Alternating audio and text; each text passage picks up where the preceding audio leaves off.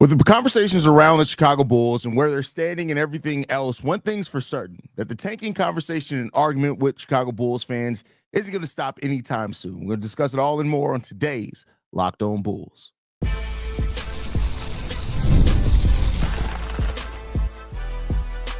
You are Locked On Bulls, your daily Chicago Bulls podcast. Part of the Locked On Podcast Network, your team every day.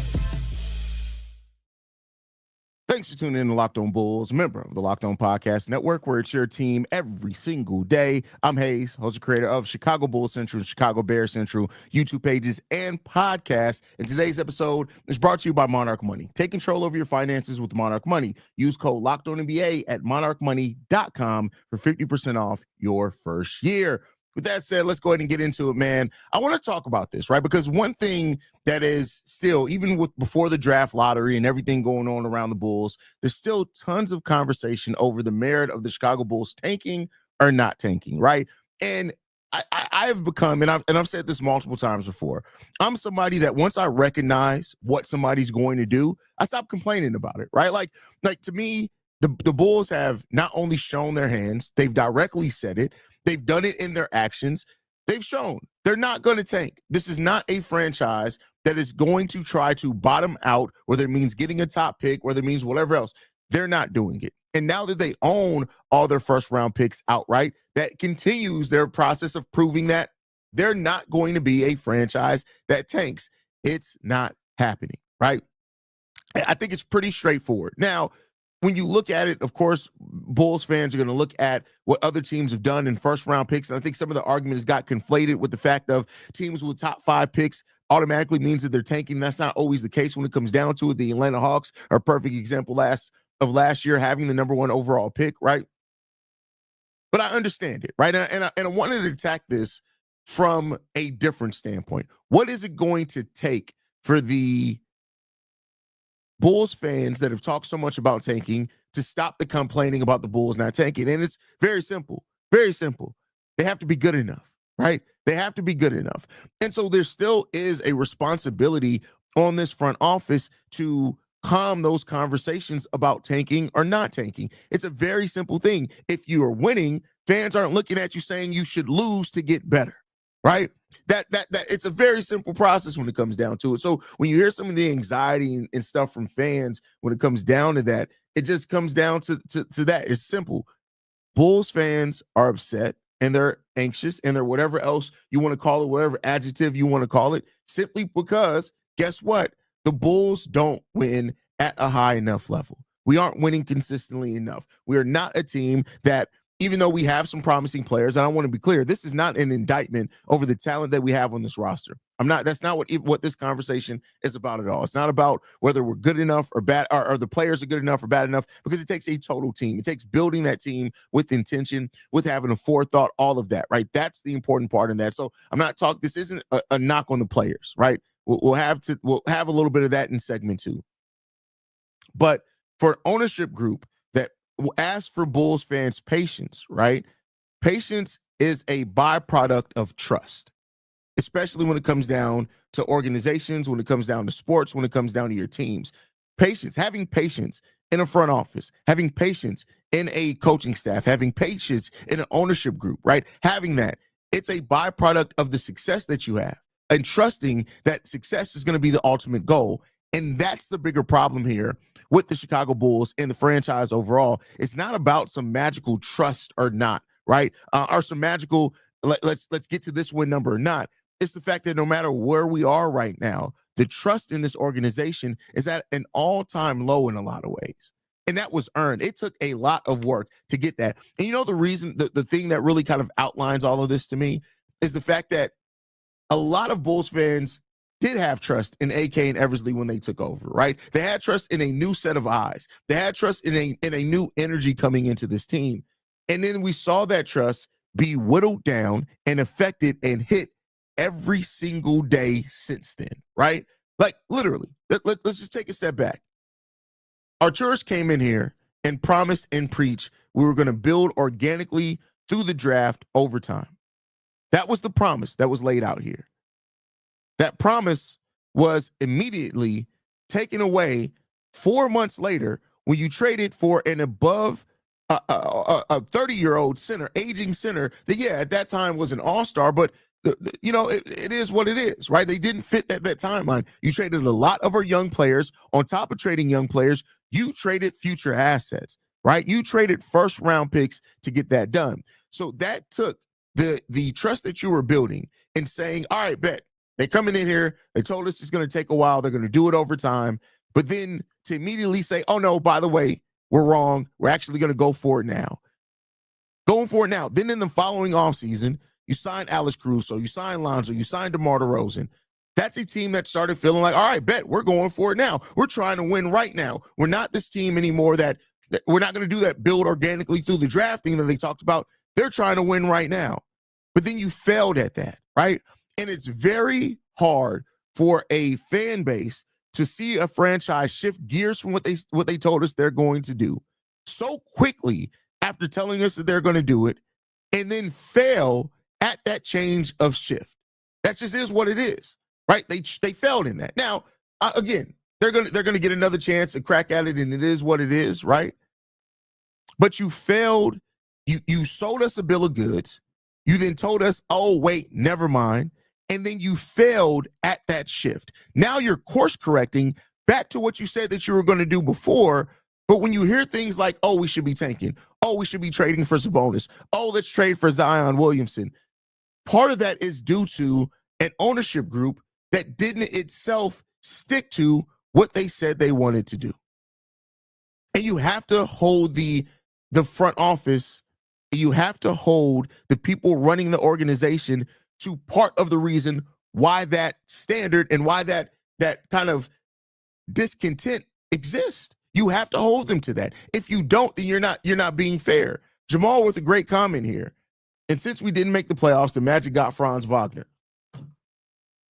Case in point, Jamal, that's a great point, right? A talent that is now part of the pillar of what that team, what that organization is building, they got because we didn't make the playoffs that first year. Now, I will say this, we were on path to make the playoffs. Then Zach LaVine got what we can't say on YouTube anymore. And then that release, they were on path. They were, if you go back and look, they were winning enough games. They were winning at the rate to sneak into the playoffs. You know, he got shut down. He went into health and protocol, and then he never came back, right, in that season. But overall, like, that's part of the issue with where this team sits at, is that you have the people that are running your team that they haven't even shown the patience to stick through what they originally said. So why now, as you're asking for a fan base to have patience?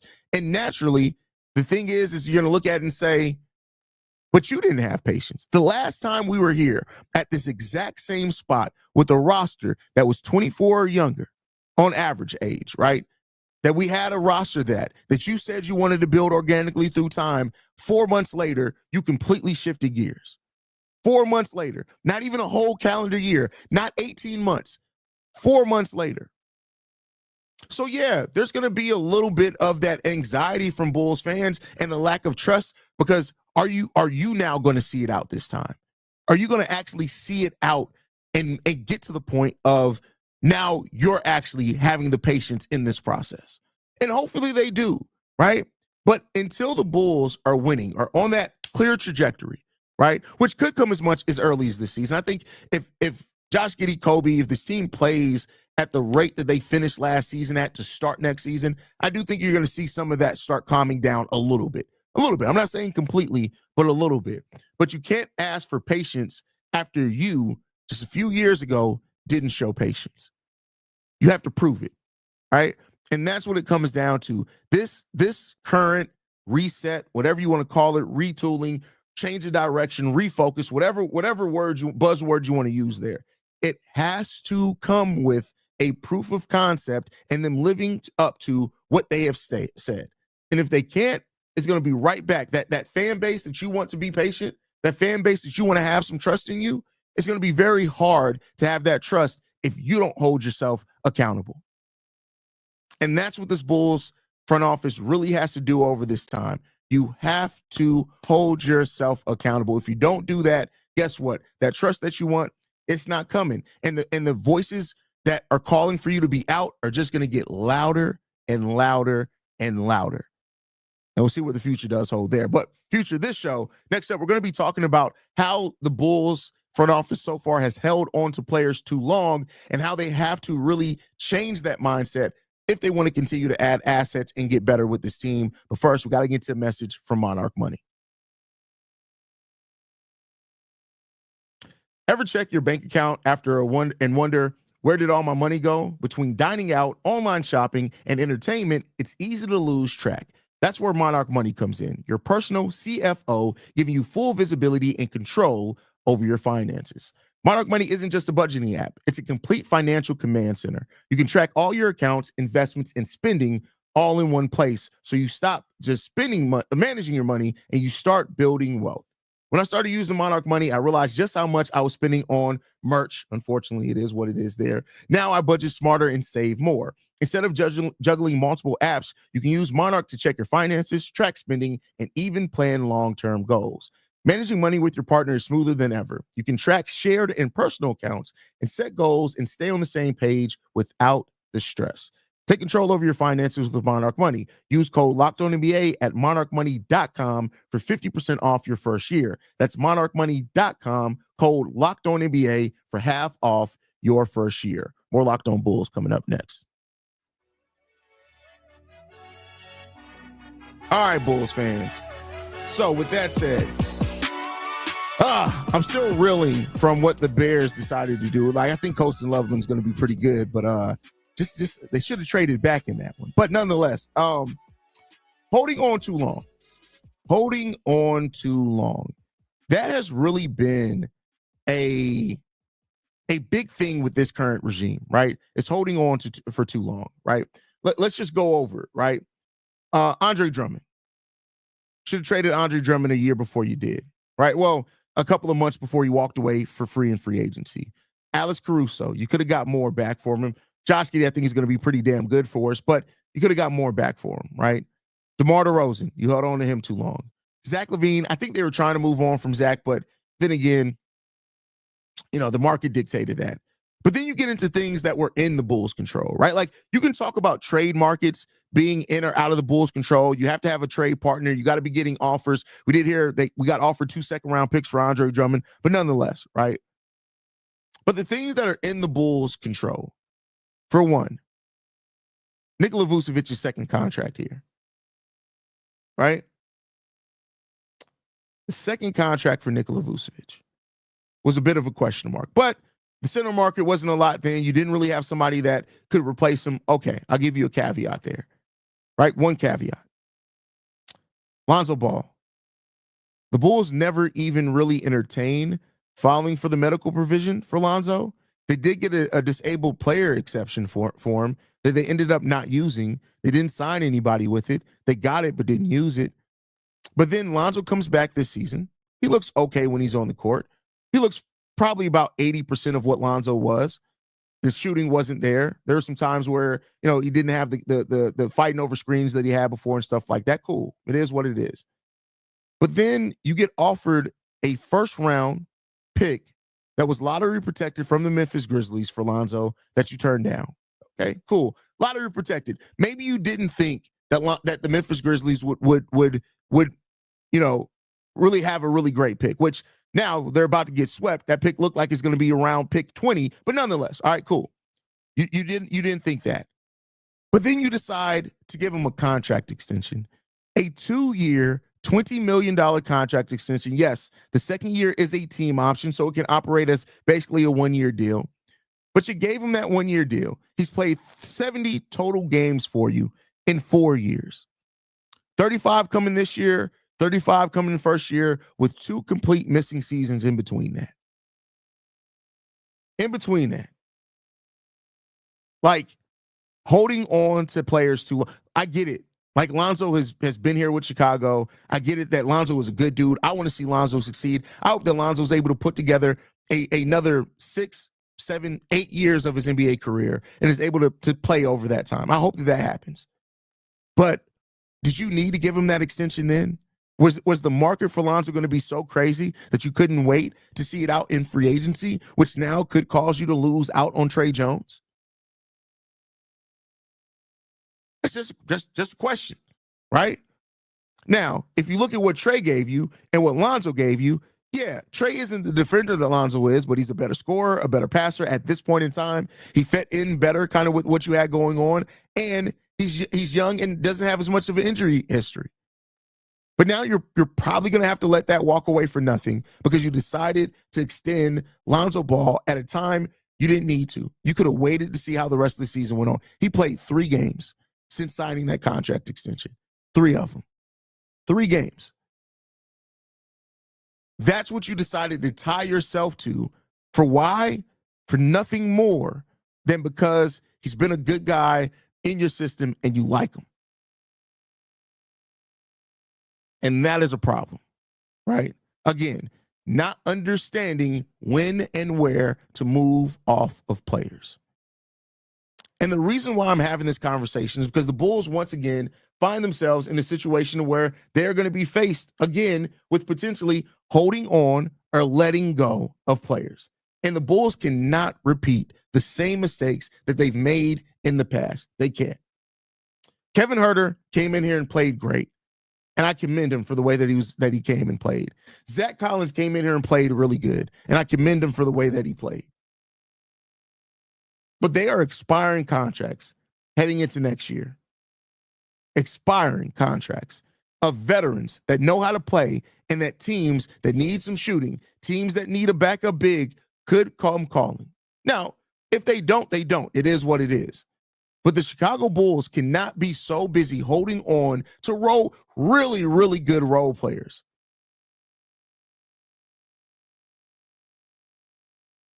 That's the problem there. Solon Flair says that will go down as a good contract. Guys magically, well, I mean, if that was the case, he would have played well this season. That whole concept of players play well in contract years isn't true. When Coby was in the contract year, he had the worst year of the season. Now he went on and got an extension. People don't magically play well in contract years. That's just false. That's false. John Collins is in a contract year this year. Did he play well?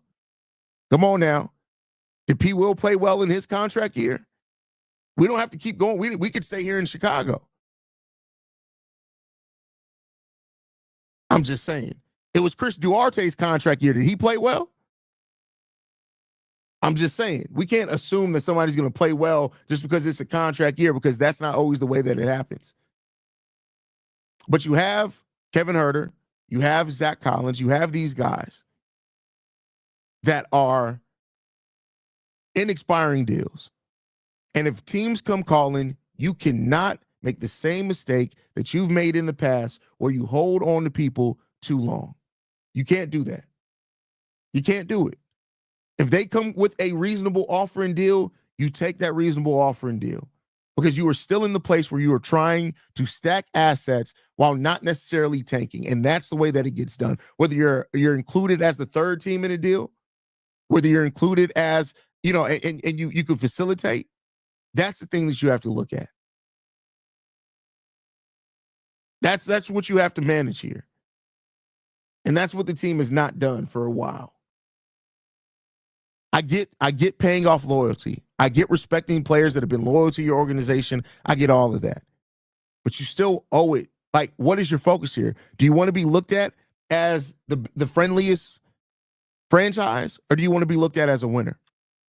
And sometimes in having the focus, what's the one thing that me and Pat always discuss? You need somebody in this building for the Chicago Bulls that care more about winning than anything else. You have to care about that. Building a sustainable winner. And that's what the focus needs to be here. That's what the focus has to be.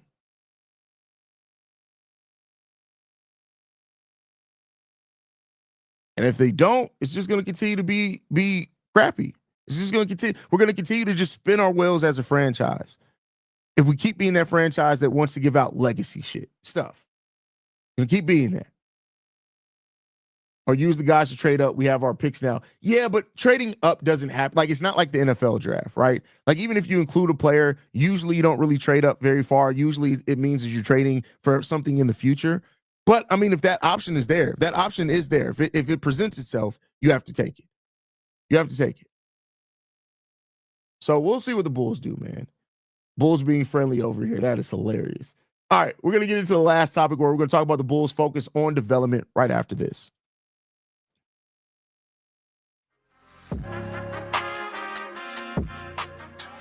All right, Bulls fans. Before we get out of here today, I want to talk about the Bulls' focus on development, right? Now, we know that the Bulls have fired their head of player development in Peter Patton, which was a move that brought mad questions for Bulls fans everywhere in a time period where you're supposed to be focusing on development and you trade the one guy that has helped basically Io having his career year so far came with working with Peter Patton. Coby having his best years came with working with Peter Patton. Josh Giddey became a better shooter this year. Now he's already been on an upward trajectory, but I'm sure Peter Patton was a part in that. The Bulls playing a more up-tempo style was helped in part due to Peter Patton. So guys like P. Will giving back to the community, I think that doesn't mean anything for winning basketball games. I'm sorry, that feels good. It's all fine and dandy. That's a great storyline. I don't care about none of that. It's part of the problem. You're putting stuff like that over winning basketball games. P. Will can help the community, but he can't help his basketball team because he's building houses with the bricks that he's making. You're too focused on helping your community where you can't help yourself on the basketball court because you took a step back in everything you've done well. I don't care right now about him helping his community. That's great. Make no mistake about it. As a man, that's great. But we're talking about your performance on the basketball court. That helping your community don't mean nothing. I mean, it's good. You got to do something with the $19 million you gave because you didn't give it on the court. It's cool. Put it back into your community. That's the least that you can do because you ain't gave crap on the basketball court. Building the community. I don't give a damn. Javon Carter helped the community too. How many games did he help win? But anyway, you have a player like Modest Buzelis, right? When you have these guys, you have to continue to build. And you have to continue to build organically. And so I think that's a thing. Like development has to be the focus here. And, you know, we know that they brought in Dan Craig. They brought in Wes Unseld. These guys have been heavily involved in player development. And maybe that's why they felt a little bit comfortable there. But I'm worried about the development as it stands right now because we haven't been a franchise that has been viewed as really good at developing. And the little bit that we've had recently has been because of Peter Patton, right? But let's not overlook that these players also have to go out and do their own work in the offseason. What Coby does every year. He works with Dribble Too Much, right? He has his own trainers that he works with, right? It's still on, the onus is still on the player. What the assets that the organization can provide are all great. It's all icing on the cake. You love to see it. But you have to be so involved and enveloped in your craft that you're willing to do that yourself. And that's not what the Bulls have done so far consistently. They got to be able to do that themselves. These players have to put in the work this offseason. We've already seen Modest is already working. He ain't even stopped. He's already at the Advocate Center doing some work. That's good. That's great. That's what you need and want to see. These players got to continue to do the work and put in the work in their own time. But also it's up to the organization to also have people and a structure here that's going to help these guys get to the level that they need to get to. Now, whether that's Wes Unseld, whether that's Dan Craig, I forgot the guy who took the name escapes me now. He was the second in command under Peter Patton. He's just taken over the player development department. It's on him as well, right? Continue providing that for this team. But if we can't develop, if we don't do that consistently and meaningfully, the Bulls aren't going to go anywhere anytime soon. And we're going to keep on this cycle and circle that we've been on wishing, wondering, and hoping upon a star that the Chicago Bulls get some luck, something magical happens for the Chicago Bulls and things start turning around. I said it before and I'll say it again. God ain't listening. God ain't coming to answer the Chicago Bulls prayers. You got to go out there and get it done. And let's hope that this is a team that can start doing that and making those moves, man. You got to get it done. If you don't, we're just going to be stuck in the same cycle that we've been stuck in for the last 12 years. We're going to have some promise. We're going to have some things, but hey, we'll see what happens. Jamal says, might be a conversation for a different day, but who are the centers to target in the draft that we can develop? Oh, don't you fret. We're me and Pat are going to be coming with, we're going to do our player evaluations or reviews for the season first. And then we're going to start our heavy draft analysis. And don't worry about it. Centers are definitely going to be one of the top things that we talk about for sure. But that's the thought process today. I just wanted to bring that to you guys, man. That closes out the week. We'll be back Monday bright and early, so make sure you guys stay in tune with us there. You can follow us at Locked On Bulls. You can follow me at CEO Hayes. Locked On Bulls is free and available on every podcasting app and platform of your choice, as well as YouTube, the Odyssey app, Amazon Fire TV, and more. See you guys on Monday. Love you guys. Go Bulls. Peace, y'all.